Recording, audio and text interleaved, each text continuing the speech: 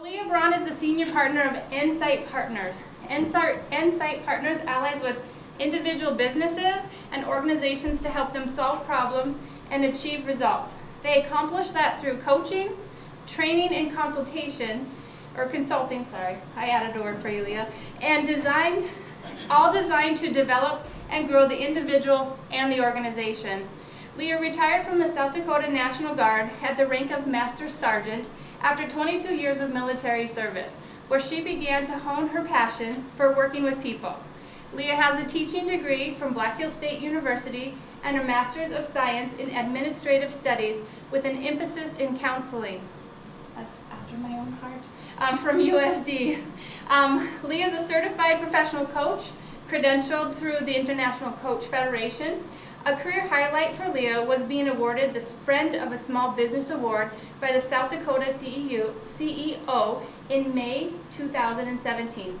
Leah recently graduated from the Goldman Sachs 10,000 Small Business Program, and Leah is also an applied suicide intervention skills trainer, so an assist trainer. She was certified with assist in 2008. When Leah isn't working with Nsight, she is working with her family business, which is Twilight, First Aid, and Safety. And when she's not working in either one of those businesses, she can be found hiking or biking the trails of South Dakota, gardening, cooking, or just hanging out with her husband and 3 kids. And with that, I give you Leah Braun. Thank you, Melanie.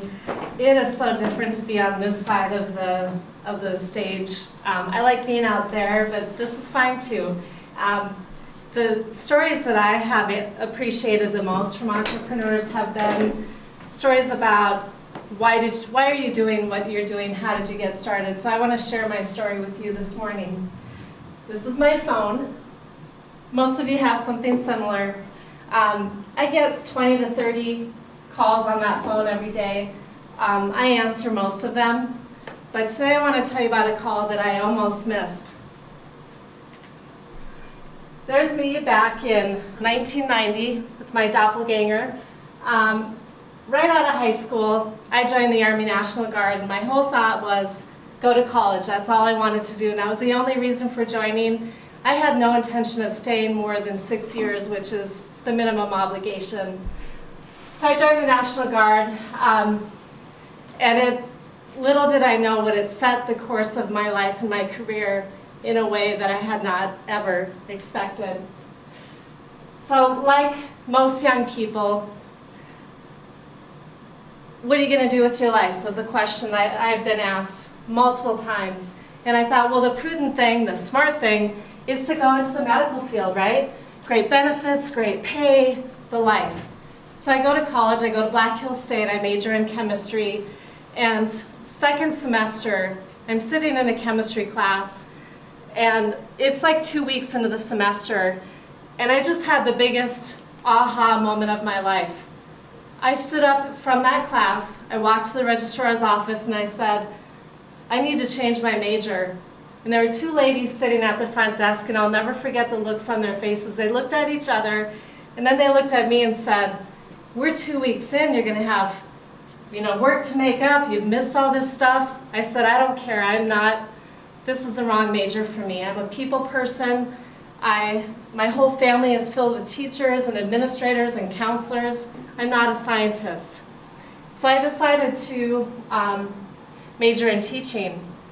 And that's what I did. My whole intention was to be a school guidance counselor. There was just something about that career that I felt like had my name all over it. So I graduate from college, I get a job teaching at Stevens High School. My family's so proud of me. Oh, awesome, benefits, great, summers off, all that great stuff that makes teaching such a fun career.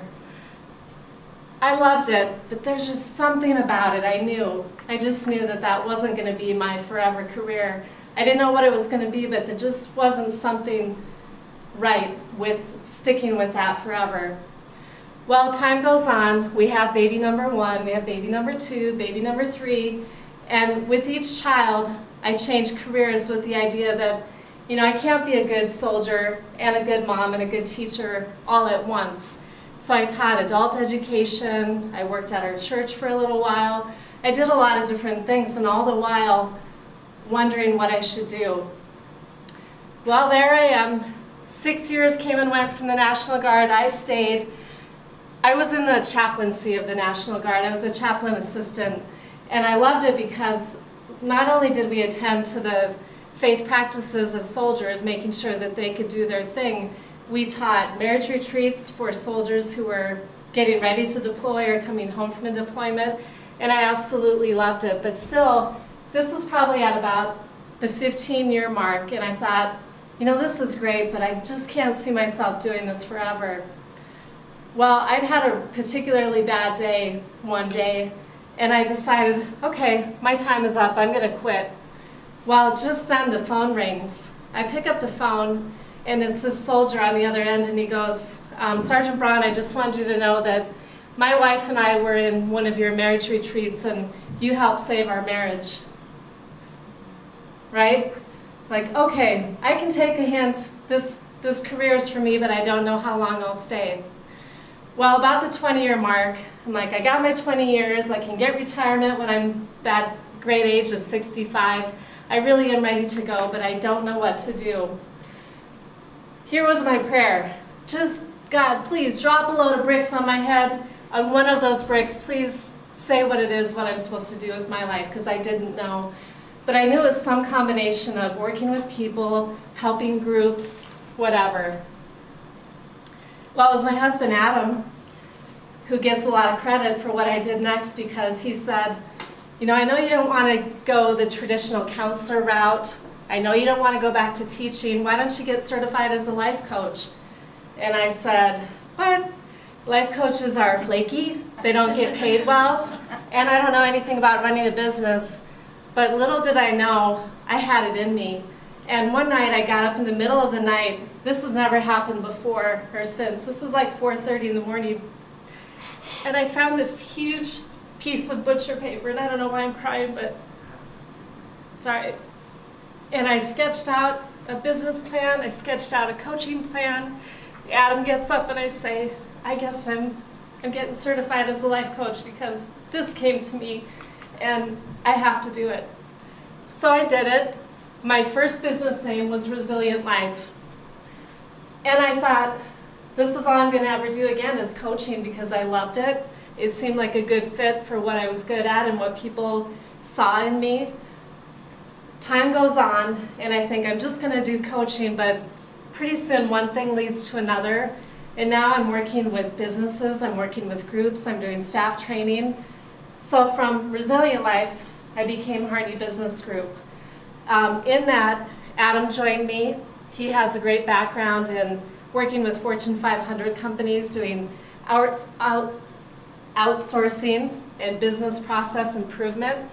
Dr. Bill Myros, who couldn't be here this morning, joined me. He's got a great background in adult education, and so time goes on, and I'm thinking, this is great. About year 3.5 or 4, I finally thought, awesome, I'm making enough money where if Adam leaves me and the kids run away, I could probably survive on my own. Well, little did I know that, again, the universe had different plans for us. Adam got laid off from his job, and his exact words are, I'll never work for someone else again. Like, okay, all right, what does that mean? Well, that was a change of plans, and along came a business called Twilight First Aid and Safety. We bought this business 3.5 years ago. Today I split my time between Nsight Partners and Twilight. One feeds my family, one feeds my soul. You can figure out which is which. And I do love it. I love having the challenge. I love having a really robust to-do list and lots of variety of things that I can do in my daily life. For a time, I thought Harney Business Group was going away, but it didn't. And it's evolved into Nsight Partners. Kendall, in the back of the room, I invited him because he was very instrumental in helping me come up with this name, and I'm so grateful for it. And that's the thing about owning a business, is you have to be surrounded by people who support you, people you trust, people who want to help. and Kendall is on our side. So Nsight Partners was born out of the need to fine-tune our focus and to sharpen the message that we're putting out there to the world, which is we're all about people. Wherever there are people involved, we can help. So we do primarily staff development, we do coaching, we do some consulting, and we're open to outsourcing. My message for you as either an entrepreneur or someone who is thinking about it is, if you get a call to do something, don't ignore it. The call that you get is going to be the most satisfying thing that you'll ever do. Yes, I could have kept on teaching. I could have stayed in the Guard longer. It would have been a lot more secure, paycheck every month, but it's not who I am. Doing what I'm doing now is who I am, and I'm really grateful. Thank you, and I guess this is a question time. Okay, let's do this for Leah. So, we are going to run mics. The other mic, is it out there? Yes, could you please? That'd be awesome. Okay, so we have about 25 minutes of questions.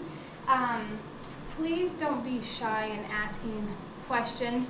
If you're thinking about it, chances are somebody else is in the room as well. So, and Leah's pretty open, so ask away. So who is brave enough to come up with our first question today?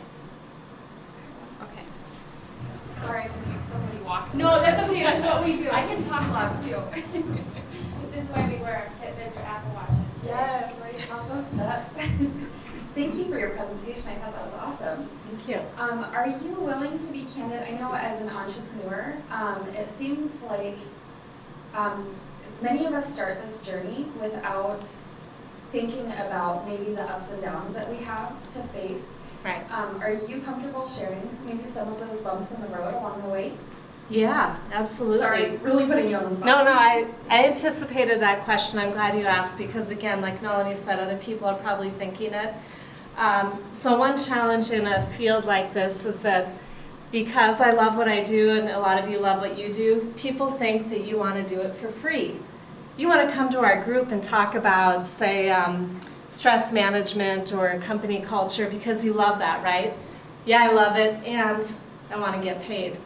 Or friends who want to go have coffee, but it's really a coaching session because I don't get to say squat. They do all the talking and I ask all the questions, so that can be a challenge. But I've sort of found a way to wrangle that in. Another challenge is starting out. So with the National Guard, as the deployment cycle back in the 90s, early 2000s started to really ramp up, there's more and more of a need for chaplains and for what we were doing with soldiers. And so my job went from weekend warrior to part-time to full-time, which was great. I was really honored to help establish that position. And I took advantage of it. So toward the end, when I knew like this is not my forever job and I was willing to go full-time, I took all the earnings that I made from part-time to full-time, I saved them. I think I saved up about $10,000. That didn't last very long, but I started with nothing. I didn't want to finance it. I didn't want to do any kind of loans. So that was another challenge, is just not having a regular paycheck. I have a sticky note in my office from the very first year I was in business where I called Adam, or he worked at home at that time he worked from home, and he kept saying, I'm quitting, I need a real job. And he kept saying, you're building something, you're building something. So I wrote that on a sticky note. It's still in my office, and I look up at that. I'm having a bad day, and just remember, I'm building something, and it's a reflection of who I am and what I love. So. Next question. Okay, I'll ask the second question. So we've seen Resilient Life, we've seen Harney Business Group, and now we see Nsight, and we see Twilight. Right. Can you just share why it's important to sort of embrace those changes that you've gone through as a business owner? Because as entrepreneurs, I think we set this business plan in place, and that's our focus, and that's where we're going. But obviously, changes in that course and that plan can be very beneficial. Just share how you embrace those and why it's been a good thing. Yes, change is really important, and especially in the kind of business that I have, I think it's important to have a name that really reflects who you are and what you do. And I don't know, Kendall was very gracious and never complained about how long the process took, and I didn't know what to expect, but with the last change, it was really, really, really hard to come up with a name that hasn't already been taken, something that was original, something that was very definitive of who I am. But honestly, part of the change was prompted by, I've got more competition than I used to have, and if I want to be competitive with the people who are doing this similar work, I better be super well-defined and sharp in terms of putting myself out there and who I am. And funny story about Resilient Life, there was someone in like New York or somewhere, Adam might remember better than I do, with the same name. She threatened to sue me. And so I'm like, oh, okay, well, this is a good time to change because I don't want to be sued and I need a better name. But then come to find out, her name was not original either. So it's probably a sham, but it was the little bit of fire I needed to go ahead and make that change. Next question. And I forgot to say as well, before you ask your questions, please give your name and the organization or business you're from, just so we can start to put faces with names as well. Brian Teachout with Exit Realty Black Hills here in Rapid City. So in your business, who do you counsel with? What are the dynamics of the type of people or businesses that you counsel with? So the individuals, it's kind of a type that is attracted to me. And when I first got certified as a coach, they kept saying, you have to define what you're looking for. Are you a parenting coach? Are you a relationship coach? Are you a business coach? And I was a little more loosey-goosey about it, and I just said, I'll just put myself out there, and whoever is attracted to me as a coach is who I'll take. It turns out it's mostly people who are making a career change, they're getting ready to start a business, they may be having trouble in a relationship, but it's really mostly professional things. But I'll give you a hint, and that is that all coaching is life coaching. So somebody calls and says, like a client I have right now is a business owner who's trying to decide, should I hire somebody? So we start talking about what positions do you have and how are they defined, what do those job responsibilities look like? That goes on for a couple of sessions, but it always comes down to habits, attitudes, behaviors of the individual, and can you make those changes, and are you equipped? Do you have what you need to do it? The training, it's all over the place. I work a lot with Pennington County, the city of Rapid City. I worked with engineering firms, and I hate the term soft skills because it sounds fluffy. To me, the skills that we need to be successful at work are really core skills. So being able to communicate with your peers, being able to problem solve, fitting into the culture, any business, any organization looking for that sort of help is who I work with. So Adam with Twilight First Aid and Safety, we've already talked about that. I've got some insight obviously, but how did you, and you talked about getting paid, and that can be a challenge. Can you talk about the journey of figuring out what value you bring, how you tie a dollar amount to it, and continue to just evolve as far as getting paid, putting a value to it, and making sure that you deliver on that? That actually was one of the toughest things, was trying to decide what to charge. One of my colleagues who is actually a divorce coach, which sounds ridiculous, but the more I got to know her, the more I realized, yeah, you can pay a coach or you can pay a lawyer and you're gonna pay a lot different fee, but she charges $2.25 an hour or something. Like, there is no way in Rapid City, South Dakota I could get by with that. So I think I tried to do some detective work figuring out, what the market would bear.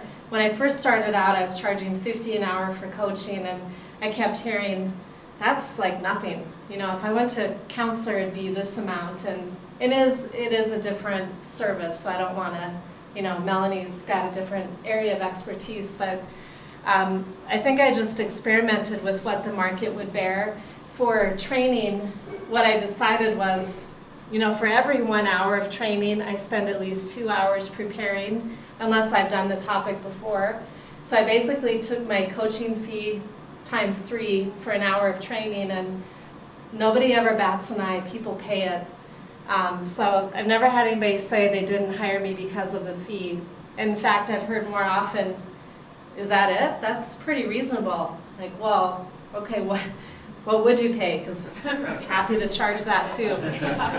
But yeah, that was definitely a challenge. Okay, Leah, I have a question for you. So Melanie Torno with Torno Mediation Mental Health Services. You talked about having more competition now and really honing in on your skills as of lately. So what do you feel like gives you the edge over your competition? What sets you apart? Ooh. Is there a thing called a humble brag?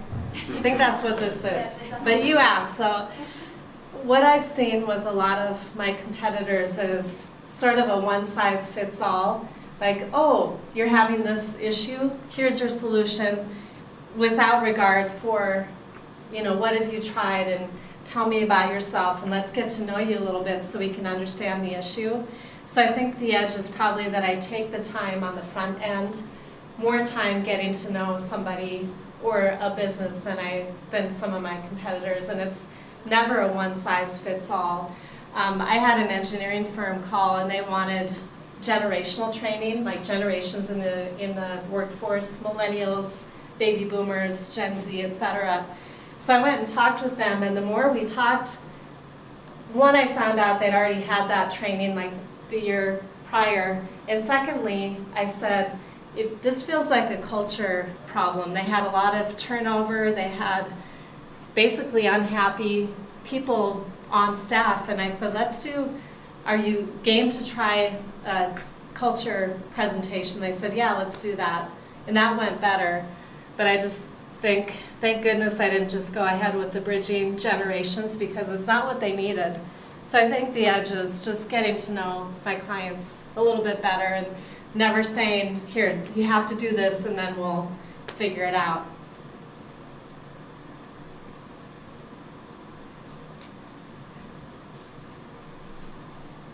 So how long have you had your existing business of Nsight? How long, if you were to look at a date where you really felt like it was starting, how long have you been doing it? So April 2012, it was the launch of the original, and so it just kept going since then and evolved to Nsight Partners, so almost 7 years. And yeah, so I see that you feel like it's been evolving. Where do you feel it is today, and where do you want it to go? So what's your thought process with your business as an Right. entrepreneur? What you think should happen or is happening? So I could always use more work, and it's very cyclical. Like in the fall, I get a lot of requests for like in-service training. For example, I went to Presentation College last year and did a staff in-service. So there are times of the year where I'm way too busy pulling my hair out, probably pulling Adam's hair out, and it's more than I can handle. There are other times of the year where I could use more business, but I guess if I look at it all in, I'm comfortable right now with the balance between Nsight and Twilight. It's manageable to me. What I'd like to do is more government contracting, and I've started to look at those opportunities. I'm a woman-owned small business, a veteran-owned small business. We have a little bit of a leg up when it comes to pursuing government contracts. So I put in for one, this is kind of funny but not. I put in for a contract with the National Guard. It was basically 10 separate day-long retreats. Very reasonable price. I had confirmation from other people who've done it that, yeah, that's great. The person who got the contract was not me.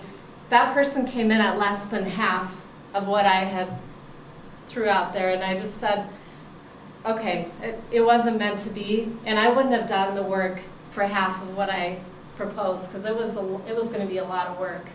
But government contracting is probably one area I'd like to do more of.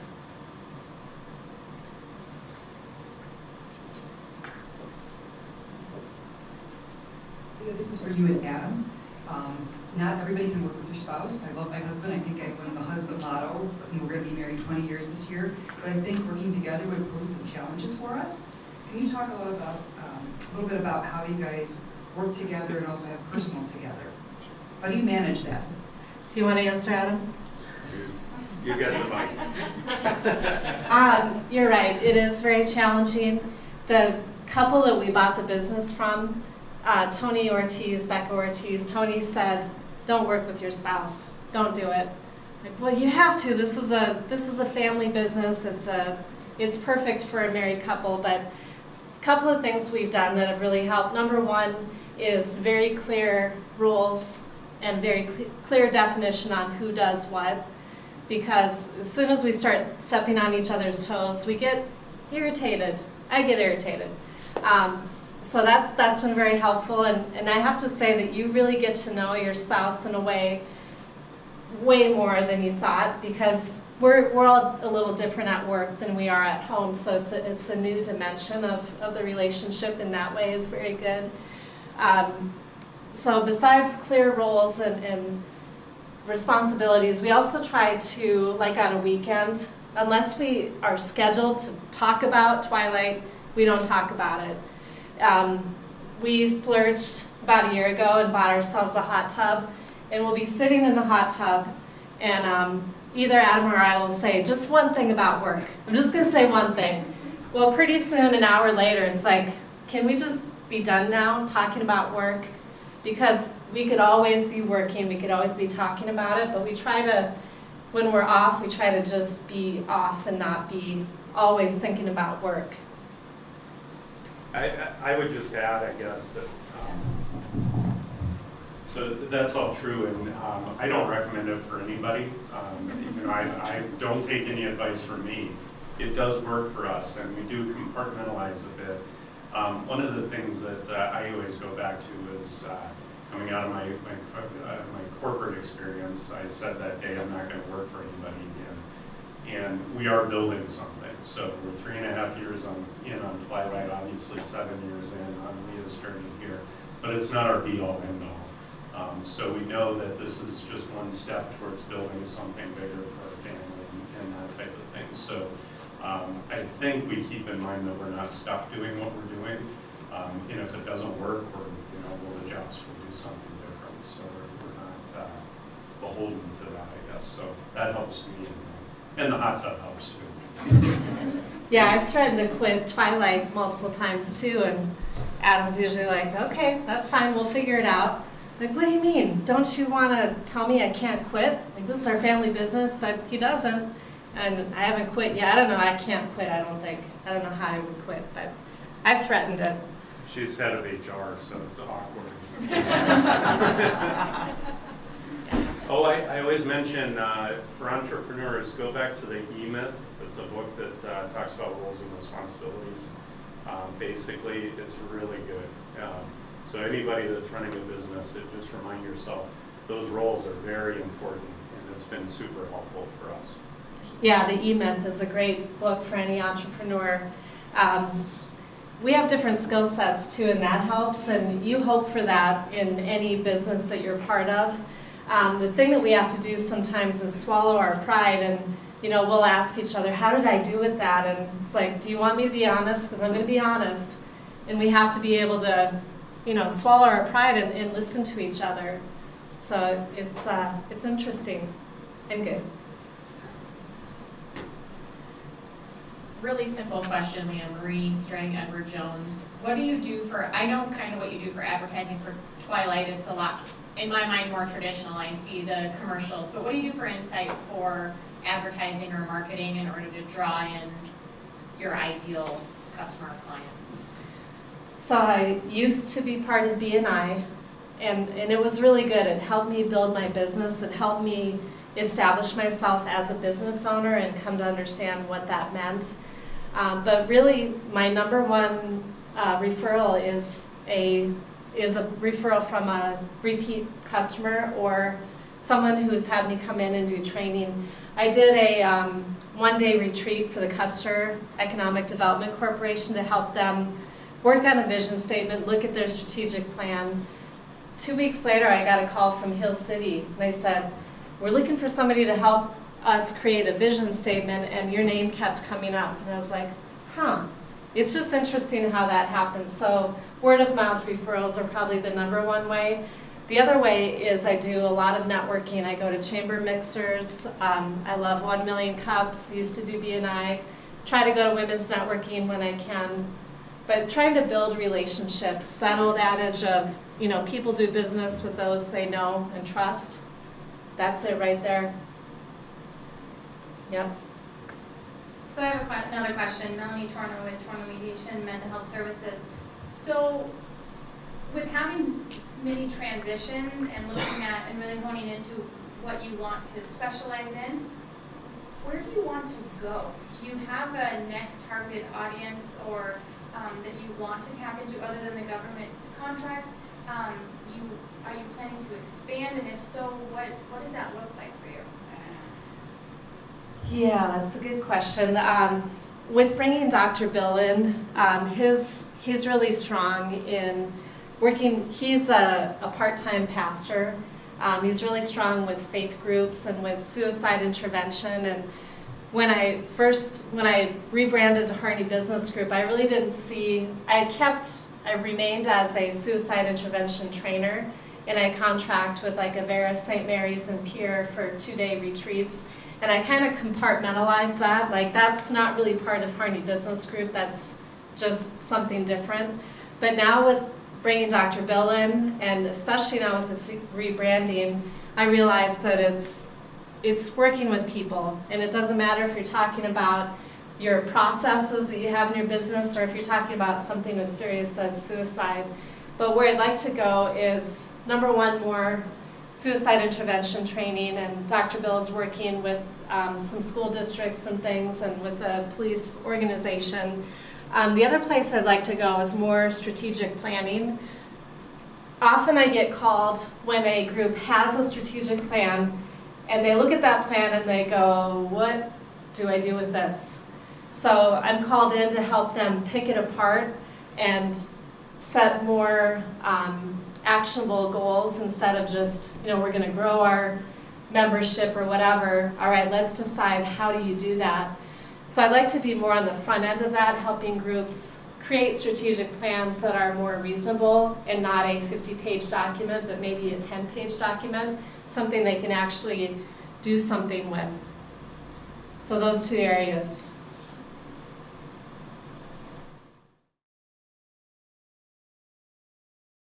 I knew this question was coming. This is tough because, you know, obviously referrals is something that we always want, but I've got a new website courtesy of Dot Marketing, and that's where Jody works part-time, so thank you, Jody, for your help on that. It's kind of tough to put a training menu out there because it feels sort of limiting. So if you look at the website, you look at my training menu, and actually there's some flyers here with different topics that I train, things like leadership and wellness and stress management and change, motivation, strategic planning. What I would ask for is that just take a look at my website, look at the training menu and see what appeals to you, what's missing. As soon as I put that website out there, I started getting calls for things that are not on the website. So I'm like, well, now do I add those? For example, in March, I'm doing a retreat for youth and family services on emotional intelligence, which is a topic that I love. It kind of was popular for a time, it sort of waned in popularity, and now it's back, realizing that you can be the smartest person in the world, but if you're not emotionally intelligent, you might not be as successful. So that's an example of something that probably should go on my training menu, but I don't know. So that would be my ask. Besides referrals, which are obvious, look at the website, see what you think, give any feedback that you have. We have one more question. So what are your sales goals? I mean, I mean, in terms of your business, what, if you have, with your business plan, what is your sales goal for the next year, 3 years, or 10 years? What would you like to have happen? I'd like to pay myself every month. Is that enough of a goal? That's not very concrete and actionable. And let me just back up and say that cold calling in this business really doesn't work that well. If you put me in front of somebody who says, for example, somebody said to me, you should go to MG Oil, they need what you have. So I set a meeting, I go in, I was a nervous wreck, I was a mess, it was a disaster and they didn't call me. Cold calling is not my thing. Even in our first aid business, I'll do it, but I don't love it. I don't love it. I just don't. So my goal is always to pay myself every month.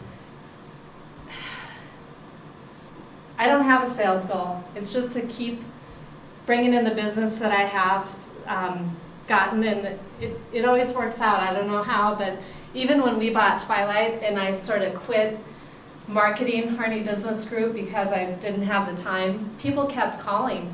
Thought, well, okay, there's my sign. Got to keep doing this, but boy, it was tough at the time. All right, well, let's give it up for Leah for presenting. Thank you.